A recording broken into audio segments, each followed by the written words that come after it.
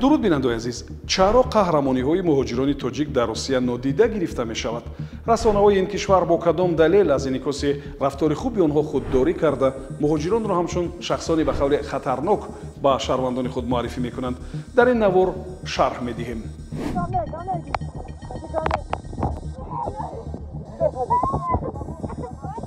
ахиран дар шабакаҳои иҷтимоӣ наворе паҳн шуд ки чанд ҷавони тоҷик кӯдакону занони русро аз обанборе дар шаҳри Истраи Русия аз ғарқшавӣ наҷот медиҳанд. дар навор дида мешуд ки ҷавонон ба забони тоҷикӣ гуфтугӯ мекарданд.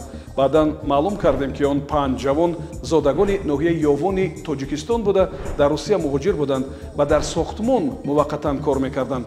Фурқат Зикруллоев, яке аз ин ҷавонон, мегӯяд ки рӯзе баъди кор барои обозӣ ва истироҳат ба яке аз обанборҳои шаҳри Истра рафтанд. он рӯз ҳаво гарм ва бебориш буд, аммо ногаҳон шамоли сахт хест ва борону жола борид. нахуст хостем ки ба ҷои бехавф баргардем, аммо чун дидем ки 3 кӯдак аз қайиқ ба дарьё афтода ғарқ мешаванд, барои наҷоти онҳо худро ба дарьё андохтем. мегӯяд ин ҷавон, он оила ба наҷотбахшонаш миннатдории лафзӣ кардааст. мақомоти Русия бошад қадрдоние накарданд. расонаҳои ин кишвар низ дар ин бора иттилое пахш накарданд. хуб, ин ягона ҳодисае нест ки муҳоҷирони кории тоҷик дар ин кишвар касеро аз хатар наҷот медиҳанд. чанде пештар Саидвали Шарипов ном зодаи ноҳияи Файзобуди Тоҷикистон низ 3 кӯдакро дар Русия аз сӯхтор наҷот дод. ӯ 4 маротиба ба хонаи оташ гирифта ворид шуда як кӯдаконро аз коми оташ наҷот дода буд. пештар аз ин Отабек Мадрагимов, як муҳоҷири тоҷик дар шаҳри Москав, сӯхтори мошинро хомӯш карда буд.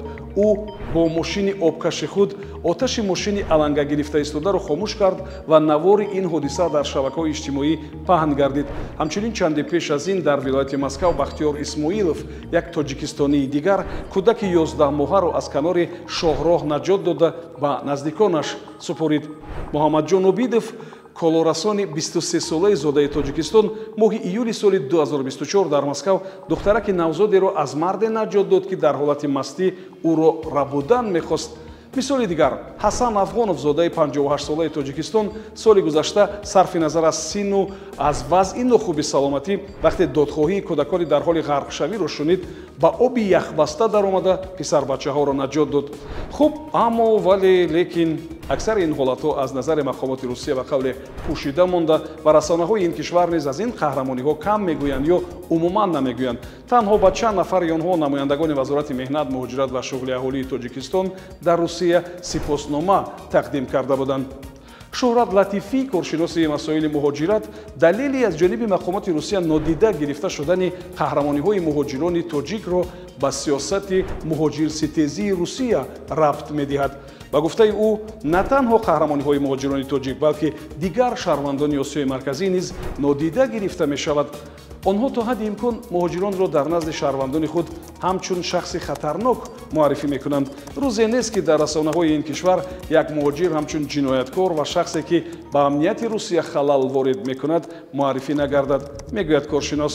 ба гуфти ӯ, мафкураи шаҳрвандонро воситаҳои ахбори умум идора мекунанд. аз ин лиҳоз расонаҳои Русия ҳатто кӯчактарин қоидавайронкунии муҳоҷиронро интишор мекунанд. ба назари Латифӣ, мақомоти Русия низ аз нақши калони муҳоҷирон дар ин кишвар огоҳанд ва танҳо барои тамаркузи шаҳрвандонашонро аз ҷанги Русия бо Украина парешон кардан, назари ҷамъиятиро ба муҳоҷирситезӣ равона карданд. мувофиқи нишондодҳо 3% ҷиноятҳо дар Русия аз ҷониби муҳоҷирон содир мешудааст. аммо коршиносон ба ин назаранд ки ҳамаи ин ҷинояти вазнин набуда, мақомдорони рус ҳуқуқвайронкуниҳои маъмуриро низ ҳамчун ҷиноят ба қайд мегиранд ки ин бо омор бозӣ кардан аст. бо вуҷуди ин ҳама, дар Русия нисбати муҳоҷирон ҳамоно дидгоҳи хашин ва муносибати дурушт мушоҳида мешавад.